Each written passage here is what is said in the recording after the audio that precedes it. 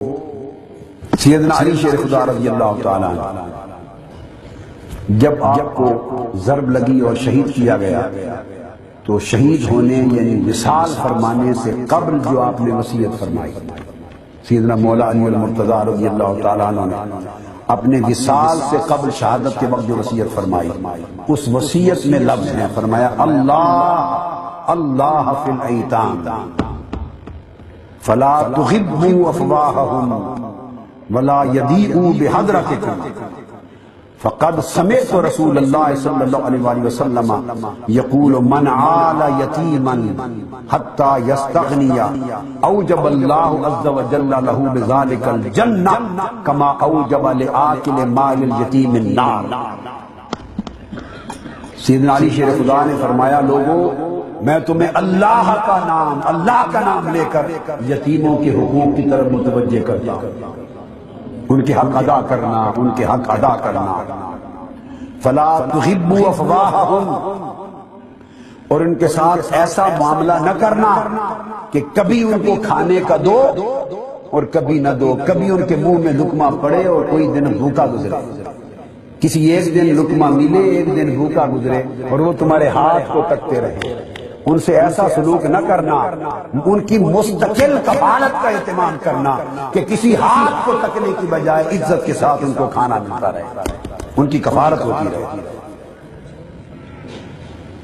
اور ان کو خود سے دور نہ کرنا۔ آپ نے فرمایا کہ میں نے اپنے کانوں سے آقا علیہ الصلوۃ والسلام سے سنا، آپ نے فرمایا جس نے ایک یتیم کی کفالت کی، یتیم کی کفالت کی، اس کی پرورش کی، اس کی طرف توجہ دی، پرورش کی، اس پر مال خرچ کیا، حتیٰ کہ اتنا اس پر کوشش کی کہ اسے مستغنی کر دیا، محتاجی سے نکال دیا اور معاشرے میں ایک باعزت کمانے والا انسان بنا دیا۔ فرمایا آقا علیہ السلام نے ایسے شخص پر اللہ تعالی جنت اسی طرح واجب کر دیتا ہے جس طرح یتیم کا مال کھانے والے پر دوزخ واجب کر دیتا ہے، جس طرح یتیم کا مال کھانے والے پر دوزخ واجب ہو جاتی ہے، اس طرح یتیم کی کفالت کرنے والے پر اللہ جنت واجب کر دیتا ہے۔ اور آقا علیہ السلام نے فرمایا کن للیتیم کل اب الرحیم، آقا علیہ السلام نے فرمایا اے بندے یتیم کے لیے اس طرح ہو جا جیسے رحمت والا باپ ہوتا ہے، کن للیتیم کل اب الرحیم، یتیم کے لیے رحیم باپ بن جا، کہ یتیم کی کفالت اس انداز سے ہو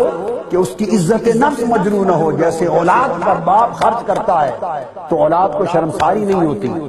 عزت نفس مجروح نہیں ہوتی کہ کسی کا احسان ہو رہا ہے، یتیم کو یوں انسٹیٹیوشنل طریقے سے کفالت کرو کہ ان کی عزت نفس مجروح نہ ہو، وہ شرمسار نہ ہو، عزت کے ساتھ پرورش پائے۔ سیدنا مولا علی المرتضیٰ رضی اللہ تعالیٰ عنہ نے فرمایا ما من مؤمن ولا مؤمنۃ یضع یدہ علی رأس یتیم ترحما لہ الا کتب اللہ لہ بکل شعرۃ مرت یدہ علیہ حسنہ۔ فرمایا کوئی مومن مرد یا عورت اگر محبت کے ساتھ کسی یتیم کے سر پہ ہاتھ رکھ دے تو جتنے یتیم کے بال اس کے ہاتھ نیچے آئیں گے، اس کے ایک ایک بال کے عوض اللہ پاک اس کو نیکیاں عطا کرے گا۔